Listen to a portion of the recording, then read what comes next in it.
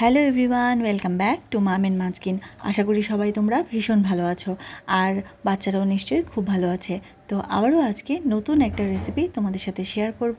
আর রেসিপিটা ভীষণই হেলদি এবং পুষ্টিকর। তো এই রেসিপিটা কিভাবে আমি তৈরি করছি, চলো বেশি দেরি না করে রেসিপিটা শুরু করা যাক। তো আজকের রেসিপির জন্য আমি প্রথমে এখানে নিয়ে নিচ্ছি হাফ কাপ কিনোয়া।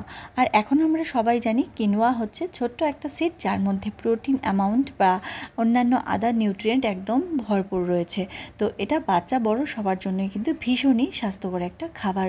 তো এখন যারা আমরা স্বাস্থ্য সচেতন বা স্বাস্থ্য নিয়ে খুব ভাবি, বাচ্চাদের বা বড়দের সবাই আমরা কিন্তু কিনোয়াটাকে ভীষণ প্রাধান্য দিয়ে থাকি। তো দেখো এখানে হাফ কাপ কিনোয়া আমি ওভারনাইট ভিজিয়ে রেখেছি এবং কিনোয়াটা আমি রান্না করার আগে খুব ভালো করে আবারও ধুয়ে নিয়েছি, কারণ কিনোয়ার কোটিংটাকে রিমুভ করার জন্য। কোটিংটা যত ভালো করে রিমুভ হবে ততই কিন্তু এটার তেতো ভাবটা কম হবে। তো এবারে দেখো ভালো করে ধুয়ে নেওয়ার পরে আমি একটা প্রেশার কুকারে দিয়ে আমি 2 কাপ মতো জল এখানে দিয়ে দিয়েছি এবং প্রেশার কুকারে আমি 4টে সিটি দিয়ে কিনোয়াটাকে ভালো করে সেদ্ধ করে নেব মিডিয়াম টু লো হিটে রেখে। তো এখানে যতক্ষণে কিনোয়াটা সেদ্ধ হচ্ছে আমি আবারও একটা প্যান এখানে পাশে বসিয়ে দিয়েছি এবং সেটাকে ভালো করে গরম করে তার মধ্যে আমি 1 চামচ সর্ষের তেল দিয়ে দিয়েছি। তোমরা এটা সর্ষের তেলেও রান্না করতে পারো বা ছোটো বেবিদের জন্য করলে ঘিতে করতে পারো অথবা নারকেল তেলেও করতে পারো। তো তারপরে আমি 3টে লবঙ্গ দিয়ে দিয়েছি এবং এখানে হাফ চা চামচ আমি গোটা জিরে অ্যাড করে দিচ্ছি। গোটা জিরেটা ফাটতে শুরু করলে আমি তার মধ্যে অ্যাড করে দেব কুচিয়ে রাখা পেঁয়াজ। আমি এখানে অর্ধেকটা পেঁয়াজ ইউজ করেছি, সেটাকে আমি ভালো করে কুচি করে নিয়েছি, দিয়ে আমি এর মধ্যে অ্যাড করে দিয়েছি।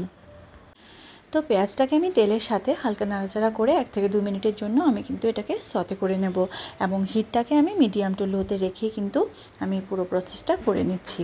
পেঁয়াজটাও আমার সতে করা হয়ে গেছে। এবার আমি মিশিয়ে দিচ্ছি এখানে বরবটি।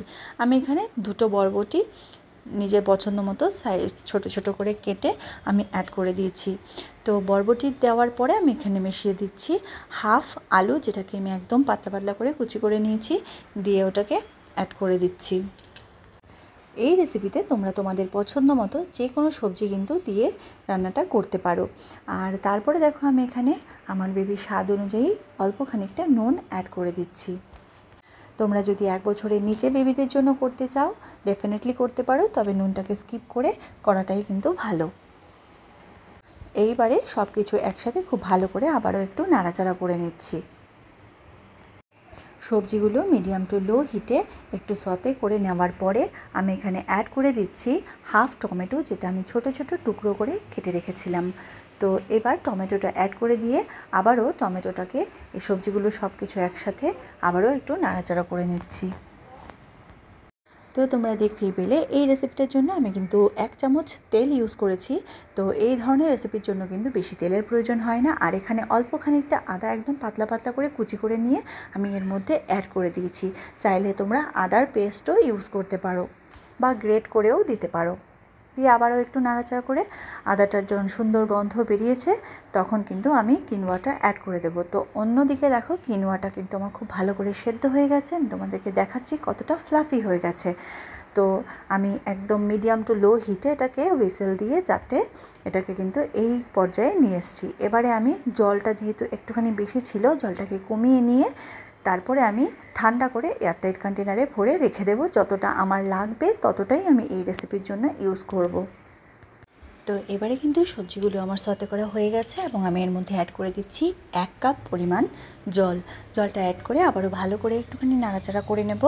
দিয়ে হালকা বয়েল হতে শুরু করলে আমি ঢাকা চাপা দিয়ে দেবো। ঢাকা চাপা দিয়ে সবজিটা যতক্ষণ সেদ্ধ হয় ততক্ষণ আমি রান্না করে নেব। তো সবজিগুলো এখানে সেদ্ধ হতে আমার 10 মিনিটের মতন সময় লেগেছে। এবারে ঢাকা খুলে আমি কিন্তু চেক করে নিলাম সবজি ভালো করে সেদ্ধ হয়ে গেছে।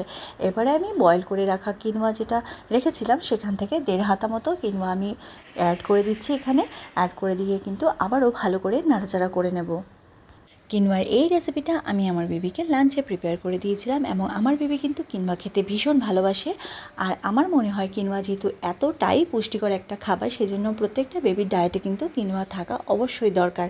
মানে যখন থেকে কিনোয়া একটা বাচ্চাকে দেওয়া যায়, মোটামুটি 8.5 মাসের পর থেকে কিন্তু কিনোয়া ইন্ট্রোডিউস করা যায়।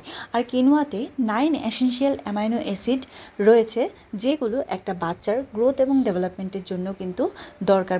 সেই প্রত্যেকটা অ্যামাইনো অ্যাসিড কিন্তু এই কিনোয়ার মধ্যে রয়েছে। তাছাড়া ফসফরাস, জিঙ্ক, এছাড়া অন্যান্য আদার অনেক ইম্পর্টেন্ট নিউট্রিয়েন্ট কিন্তু এর মধ্যে রয়েছে।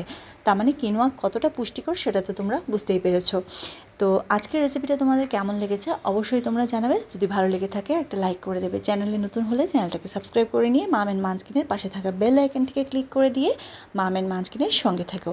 দেখা হচ্ছে আরও অন্যান্য অনেক নতুন নতুন ভিডিও নিয়ে, নতুন নতুন হেলদি বাচ্চাদের রেসিপি নিয়ে। ততক্ষণ তোমরা ভালো থেকো, সুস্থ থেকো। টাটা।